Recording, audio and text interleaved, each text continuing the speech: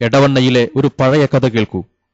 A Jameela teacher ഈ സംഭവം പങ്കുവെക്കുന്നത് ഇങ്ങനെയാണ്. മറിയുമ്മ എന്നൊരു സ്ത്രീ ഉണ്ടായിരുന്നു. പാവപ്പെട്ട കുടുംബത്തിൽപ്പെട്ട ഉമ്മയും മോളും മാത്രമായിട്ട് ഇങ്ങനെ ഒറ്റയ്ക്ക് താമസിക്കുന്നു. അവർ പതിവായിട്ട് പള്ളിയിൽ വരുമായിരുന്നു. ഒരു ദിവസം രാത്രിയിൽ സ്വപ്നാടനത്തിന്റെ ഒരു അനുഭവം ഉണ്ടായതാണ്.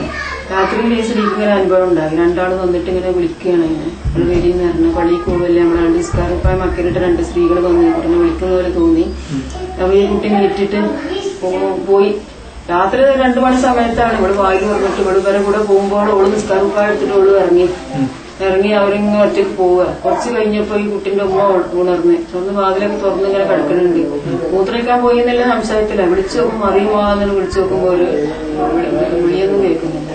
അതിലാകെ കൂടി ഉമ്മ വെള്ളം വെച്ച് അയൽവാസികളൊക്കെ ഉണർന്ന് എല്ലാവരും കൂടി ഉറക്ക വിളിച്ച് മറിയുമാന്ന് വിളിക്കുമ്പോ ഈ കുട്ടി ഇവിടെ ഈ നടുറോട്ടിൽ സീറ്റ് എടുക്കലെത്തിയിരിക്കണം.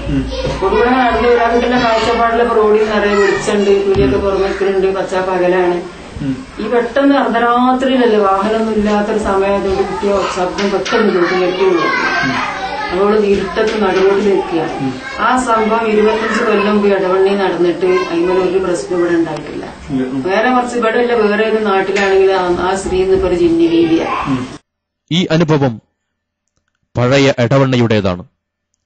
ഇസ്ലാഹി പ്രസ്ഥാനത്തിന്റെ ആദർശ പ്രബോധനം കൊണ്ട് തിളക്കമാർന്ന പുതിയ എടവണ്ണക്കും പുതിയ ചില സംഭവങ്ങൾ പറയാനുണ്ട്.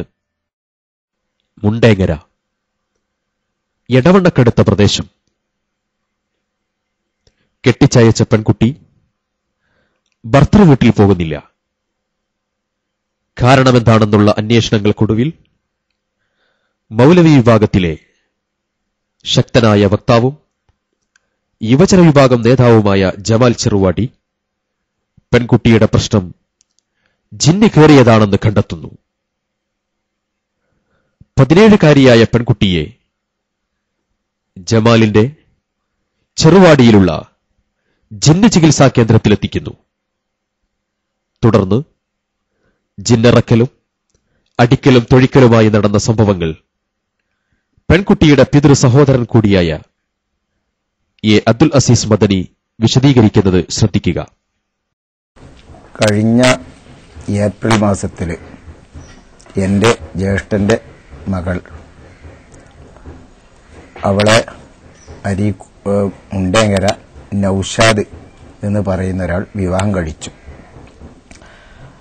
അങ്ങനെ കുറച്ച് ദിവസം കഴിഞ്ഞപ്പോൾ ഈ നൌഷാദ് അവളെ സംബന്ധിച്ച് പല പ്രചരണങ്ങളും നടത്തി. ഏറ്റവും പ്രധാനമായി അവൻ ആരോപിച്ചത് ഭർത്താവിനെ അവൾ അനുസരിക്കുന്നില്ല, അവൾക്ക് മാനസികമായ അസുഖമുണ്ട് എന്നതായിരുന്നു. അങ്ങനെ ആദ്യം ഡോക്ടറെ സമീപിച്ചു. ഡോക്ടർ പരിശോധിച്ചു. ഡോക്ടർ പറഞ്ഞത് അവൾക്ക് മാനസികമായിട്ട് ഒരു പ്രശ്നമല്ല, പക്വത എത്തിയിട്ടില്ല, അത് പ്രശ്നമാക്കണ്ട എന്നും പറഞ്ഞ് വിട്ടു. വീണ്ടും ഒരു ഡോക്ടറെ സമീപിച്ചു. ആ ഡോക്ടറും അതേ മറുപടി തന്നെയാണ് പറഞ്ഞത്. പിന്നീട് കൗൺസിലിങ്ങിന് കൊണ്ടുപോവുകയാണെന്ന് പറഞ്ഞ് ജമാൽ ചെറുവാടിയുടെ വീട്ടിലേക്ക് ഇവളെ കൊണ്ടുപോയി. ആ സമയത്ത് അവളുടെ ഉമ്മയും അവളുടെ ഉപ്പയും കാറിൽ കയറി. അപ്പൊ ഈ ഭർത്താവ് അവരോട് കുറെ നിങ്ങൾ പോരേണ്ട എന്ന് പറഞ്ഞു. പക്ഷെ അവർ കാറിൽ കയറി പോയി. അങ്ങനെ ജമാൽ ചെറുവാടിയുടെ ആ വീടിൽ എത്തി. അവരെത്തിയ ഉടനെ ഉമ്മയെ കിച്ചണിലേക്ക് പറഞ്ഞയച്ചു. അവളുടെ ഉപ്പയെ പുറത്ത് നിർത്തുകയും ചെയ്തു. എന്നിട്ട് ഈ ജമാൽ ചെറുവാടിയും അതുപോലെ ഇവളുടെ ഭർത്താവും ഇവളും മാത്രം ആ റൂമിൽ കതവ് കൊട്ടിയടച്ചു. എന്നിട്ട് കുറെ അടിച്ചു. ഇവിടെ 2 സംഭവങ്ങൾ നിങ്ങൾ ശ്രദ്ധിച്ചു.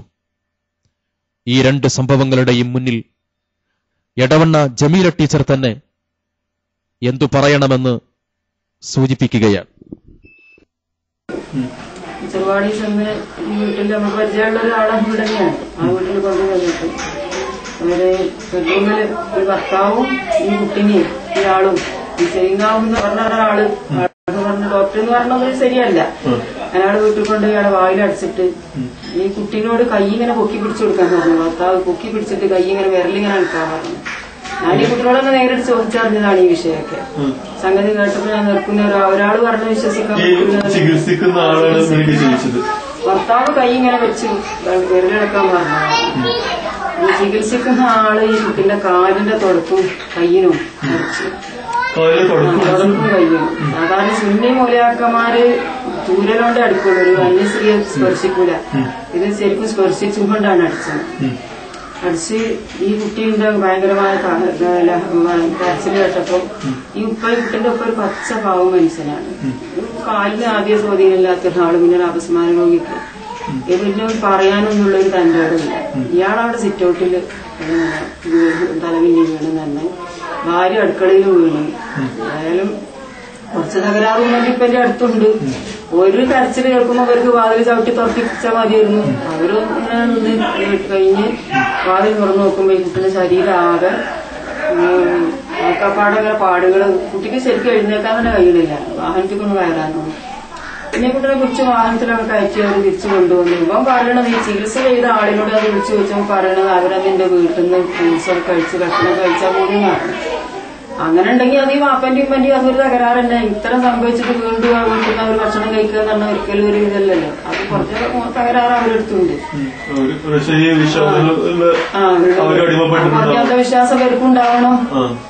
ഈ ഇങ്ങനെ ഉണ്ടോന്നുള്ള എങ്ങനെയും മാറട്ടെ എന്നുള്ള ചിന്താഗതി ചിലപ്പോൾ അവർക്കുണ്ടായിട്ടുണ്ടാണോ ഒന്നാവുമല്ലോ. ഏതായാലും ഒരു വാഹനത്തിൽ ഇവിടെ കൊണ്ടുവന്ന് പിറ്റേ ദിവസം അയൽവാസികളെ വിളിച്ച് കാണിച്ചപ്പോ എല്ലാരും പറഞ്ഞു നമ്മൾ പോലീസിൽ കേസ് കൊടുക്കണം. പക്ഷെ അപ്പോഴേക്ക് ഇവരുടെ ഭർത്താവിന്റെ ഉമ്മയും പിന്നെ ഈ ചെയ്ത ആള് ചെറുവാടിയിലുള്ള ഇയാളും ഈ ഭർത്താവിന്റെ ഉമ്മയും ഭർത്താവും കൂടി വന്നിട്ട് ഇവരെ കാല് പിടിച്ച് മാപ്പി വെച്ചതാണ്. ഇനി മേലിൽ സംഭവിക്കൂല, നിങ്ങളിനി വിഷയാക്കല്ലേ പറഞ്ഞ മാപ്പി വെച്ച്. അപ്പൊ ഒരു പിന്നെ കേസൊന്നും കൊടുത്തില്ല. ഒരു പെൺകുട്ടിന്റെ കാര്യമില്ല, ഇങ്ങനെയൊക്കെ വഷളത്തരല്ലേ എന്ന് അവര് ക്ഷമിച്ചു.